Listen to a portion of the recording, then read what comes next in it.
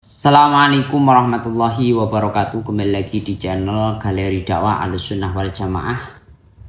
Pada kesempatan kali ini kita akan membahas sebuah keterangan yang amat sangat penting yang terdapat di dalam kitab Tanqiqul Qaul karangan Syekh Muhammad An-Nawawi Al-Bantani dalam pembahasan Fadilatu Birril Walidain, yakni keutamaan berbuat baik atau berbakti kepada orang tua, entah itu yang laki-laki maupun perempuan.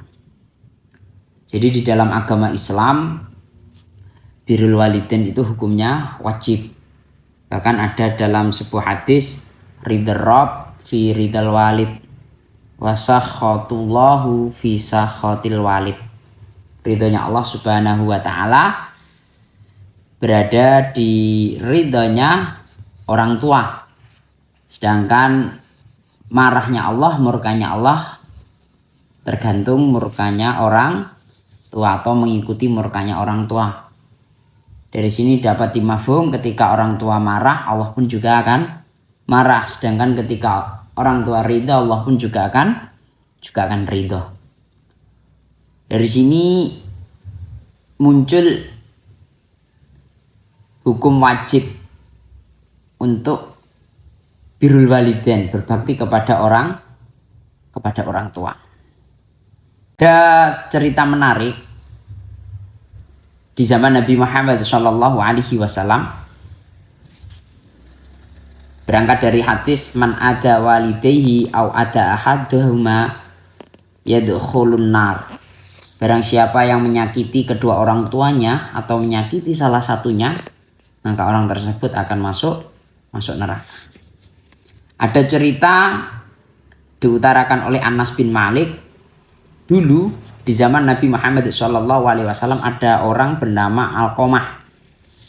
Alqamah ini merupakan sahabat Nabi Muhammad SAW. Beliau merupakan orang yang kasirul ijtihad, adi musodaqoh. Dia merupakan orang yang sering sekali melakukan sodakoh, melakukan hal-hal baik. Suatu ketika dia sakit, Alqamah ini sakit dan sakitnya sangat amat parah.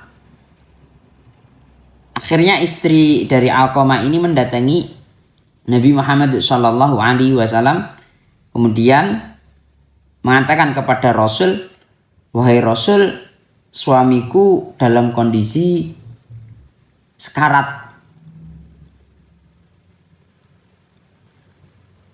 Apakah engkau mau ikut ke kediamanku menemui Alqamah? Akhirnya Nabi Muhammad SAW bersama para sahabat, ayo ikut kalian semua, aku menemui Alqamah di kediamannya. Setelah sampai ke kediaman dari Alqamah, Nabi Muhammad SAW mengatakan kepada Alqamah, wahai Alqamah, bagaimana keadaanmu? Alqamah tidak menjawab sama sekali. Melihat Alqamah tidak menjawab sama sekali, Nabi mengetahui, wah ini bahaya. Ini bahaya sekali. Akhirnya Nabi menalkin Alqamah dengan mengucapkan syahadat. Dan Alqamah lagi-lagi tidak berbicara sama sekali. Nabi tahu ini bahaya sekali. Wah ini bahaya sekali nih. Mengetahui hal ini, Nabi lantas mengatakan kepada orang-orang yang ikut dengan Nabi di kala itu yang melihat kondisi Alqamah di saat itu, bertanya, Allahu ab, apakah mereka mempunyai bapak? Apakah Alqamah mempunyai bapak atau ayah? Kemudian para sahabat yang mengikuti Nabi di kala itu yang melihat kondisi Alqamah, wahai Rasul, inna abahu qad mata. Ayahnya telah wafat. Tapi dia mempunyai ibu yang sudah tua. Akhirnya Nabi Muhammad SAW mengutus para sahabat untuk memanggil ibunya, untuk mendatangkan di sana. Kemudian Nabi Muhammad SAW mengatakan kepada ibunya tadi, Wahai Ummal Alqamah, hei Ibu Alqamah, kaifa kana halu Alqamah? Bagaimana kondisi Alqamah? Kemudian ibu tadi menjawab kepada Rasul, wahai Rasul, dia itu anak yang baik, puasa, sedekah, ya melakukan sholat, melakukan hal-hal baik. Akan tapi dia pernah menyakitiku. Karena dulu dia pernah mementingkan istrinya daripada aku. Singkat cerita, Nabi Muhammad SAW mengatakan, faqala Nabi SAW, fa'adabullahu asyadu, innallaha ta'ala lam yarda illa biridaki, walam yakbalu sholatahu wa siyamahu wa sodakatahu, wa madumti sakhitotan alaihi. Nabi Muhammad SAW mengatakan bahwasanya adab Allah Subhanahu wa taala itu amat sangat pedih. Sesungguhnya Allah Subhanahu wa taala tidak akan pernah ridho kecuali engkau Ibu Alqamah ridho. Dan Allah Subhanahu wa taala tidak akan menerima sholatnya Alqamah, puasanya Alqamah, sedekahnya Alqamah selama kamu masih dalam kategori marah, dalam kategori tidak suka dengan Alqamah.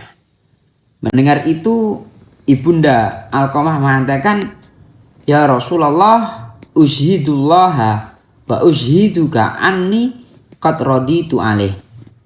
Saya bersaksi demi Allah dan demi engkau wahai Rasul, saya telah ridho, saya telah mengampuni Alqamah. Apa yang terjadi setelah itu? Fataqaddaman Nabi ila Alqamah walaqannahu asyahadah fanataqa biha wa mata sa'atah. Mendengar jawaban dari orang tua tersebut, Nabi lagi-lagi mendatangi Alqamah, kemudian menalkin Alqamah dengan syahadat. Alqamah bisa mengucapkan apa yang ditalkin oleh Nabi. Di saat itu pula Alqamah wafat. Kemudian Anas mengatakan, ghasiluhu wa sallu alaih. Mandikanlah Alqamah. Kalian semua mandikanlah Alqamah, mensolati Alqamah dan memakamkan Alqamah. Kemudian Nabi Muhammad SAW berdiri di samping makam dari Alqamah mengatakan, ya ma'syarul muhajirin wal ansar, man faddala zaujatahu ala walidatihi lam yakbalillahu minhu sorfan wala adlan. Wahai orang-orang muhajirin, orang-orang ansar, siapapun itu orang yang memuliakan istrinya dan menelantarkan orang tuanya, maka Allah Subhanahu wa taala tidak akan menerima amal-amal sunnahnya, begitu pula amal-amal wajibnya. Mungkin itu singkat cerita tentang keutamaan berbakti kepada orang tua.